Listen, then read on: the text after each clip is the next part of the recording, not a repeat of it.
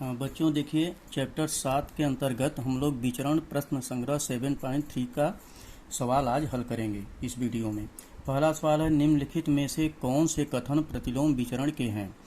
4 कथन दिए गए हैं। पहला है, मजदूरों की संख्या तथा उनके द्वारा कार्य पूर्ण करने के लिए लगने वाला समय।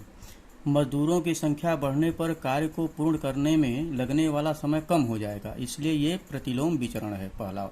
दूसरा देखिए, पानी की टंकी भरने के लिए आवश्यक एक जैसे नलों की संख्या तथा पानी की टंकी भरने में लगने वाला समय।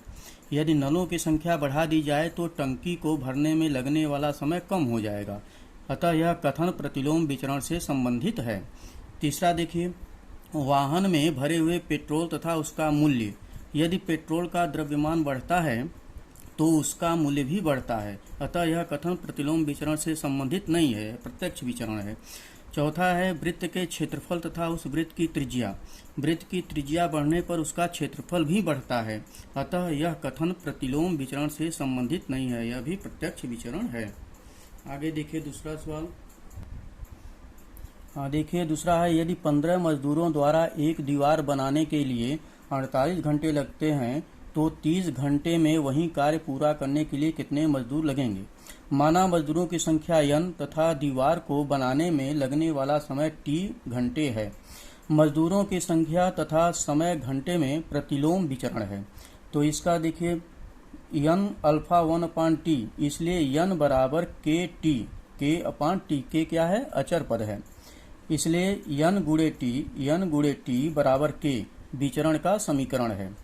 जब n बराबर 15 तथा t बराबर 48 घंटे, तो n गुणे t बराबर k में इसका मान रखना है। तो n बराबर है 15, तो यहाँ पर लिखिए 15 मल्टीप्लाई बाई 48 बराबर k।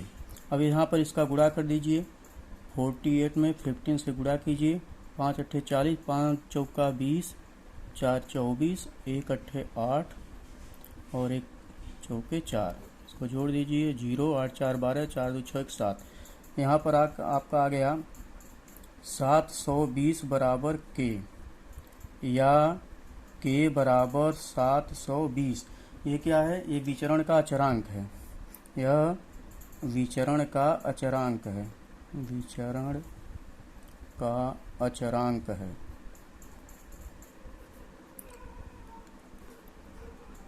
इसके बाद देखिए, अब t बराबर 30 रखने पर इसका पहले समीकरण देख लीजिए, n t बराबर 720, n t बराबर 720, यह विचरण का समीकरण है, विचरण का समीकरण है।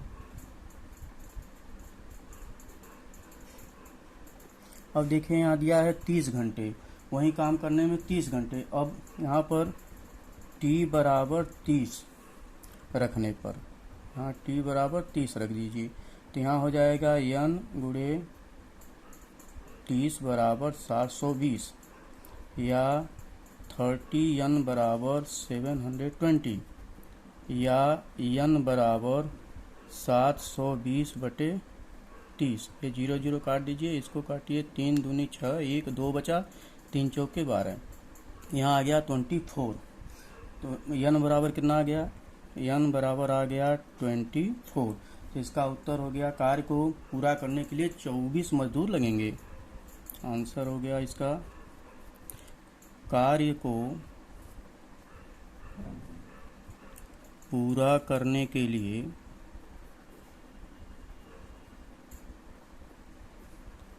24 मजदूर लगेंगे।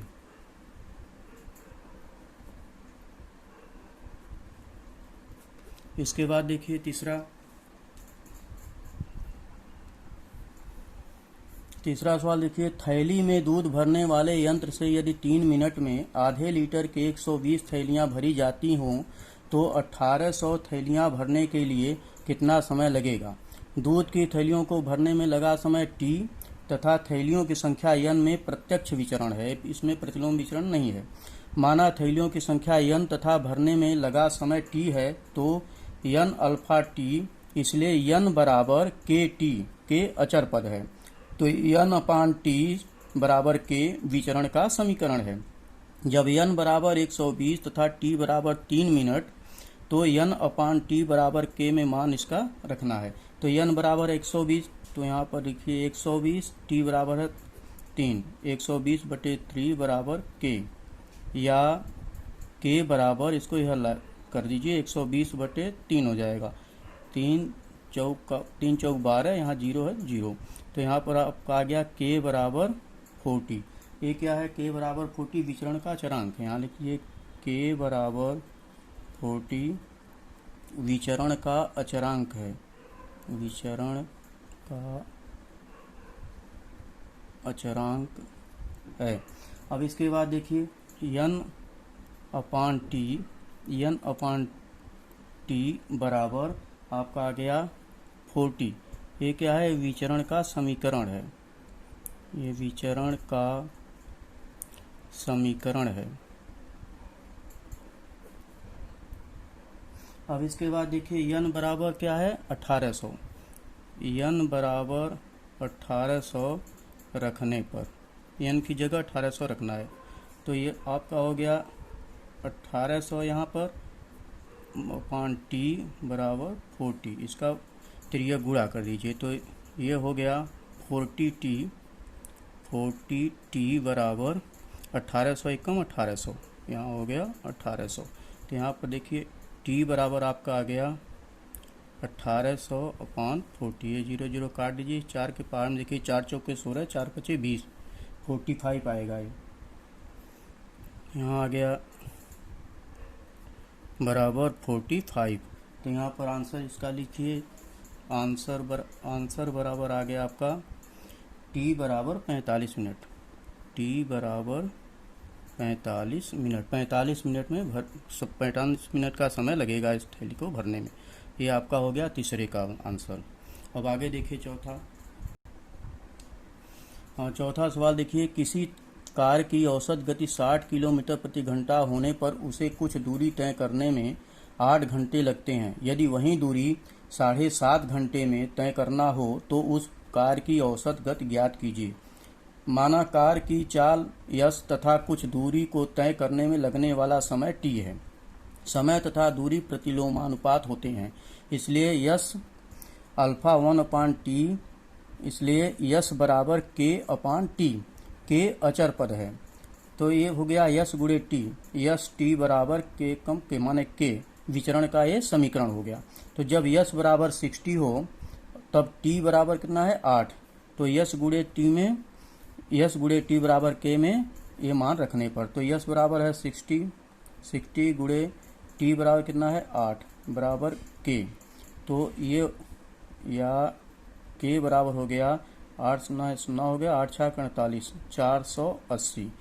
ये हो गया विचरण का अचरांक, ये हो गया आपका विचरण का अचरांक, ये विचरण का अचरांक हो गया। इसके बाद विचरण का समीकरण देखिए, विचरण का समीकरण हो जाएगा यस टी बराबर 480, के की जगह 480। ये हो गया विचरण का समीकरण, विचरण का समीकरण। इसके बाद देखिए अब क्या करना है, अब t बराबर 7.5 रखना है। t बराबर कितना है? 7.5, t बराबर 7.5, या इसको लिख सकते हैं 15/2, 2 7 14, 15/2 बराबर 7.5, 2 7 14, 1 बचेगा, दशमलव ले जाके 0, 2 5 10, 7.5 आएगा। तो ये हो गया 7.5। अब ये मान रखने पर, ये मान, इसका मान रखने पर, अब कहाँ रखेंगे? यहाँ पर देखिए यस टी बराबर 480, यस टी बराबर कितना हो गया? 480। तो यहाँ पर यस गुणे टी बराबर है 7.5, 7.5 बराबर 480, या 7.5 टी बराबर 480, या टी बराबर क्या हो जाएगा? 480 में 7.5 से भाग दे दीजिए, 480 बटे 7.5। ये दशमलव हटाने के लिए 10 का गुणा ऊपर करते हैं, तो यहाँ पर हो जाएगा 480 गुणे 10 बटे 75। इसको 5 से काटिए, 5 दूनी 10, 5 एकम 5 और 5 पचे 25, 15। फिर 15 से इसको देखिए काटिए, 15 के पहाड़े में ही 15 3 45 हो गया, यहाँ बचा 3 0, 15 दूनी 30, 15 से ऊपर वाला कट गया तो 32 गुणे 2 हो गया, तो t बराबर हो गया 32 गुणे 2 बराबर 64। ये कितना आ गया 64, 64 आ गया, 64 आ गया। अब इसके बाद देखिए यस बराबर 64 हो गया, यहाँ यस का मान कितना आ गया 64। तो अब इसके बाद दूरी को तय करने के लिए यहाँ पर x बराबर 64 आ गया, तो दूरी को तय करने के लिए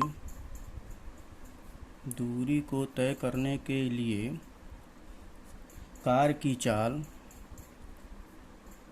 64 किलोमीटर प्रति घंटे होनी चाहिए,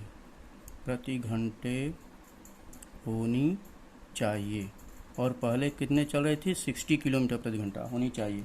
तो कार की चाल में अपेक्षित वृद्धि, इसलिए कार की चाल में अपेक्षित वृद्धि बराबर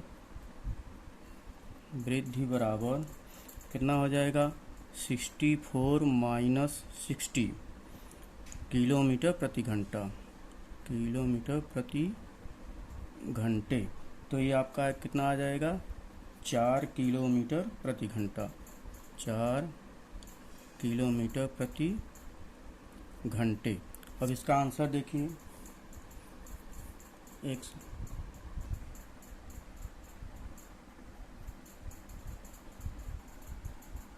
इसका आंसर देखिए, इसका आंसर आएगा कार की औसत चाल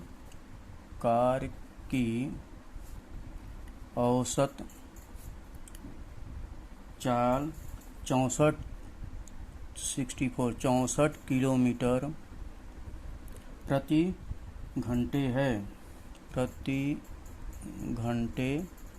है, और कार की चाल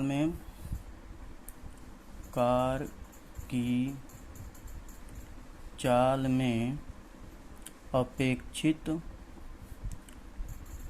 वृद्धि बराबर 4 किलोमीटर प्रति घंटे, 4 किलोमीटर प्रति घंटे है। ये आपका आंसर आ गया। इस तरह से आपका ये प्रश्न संग्रह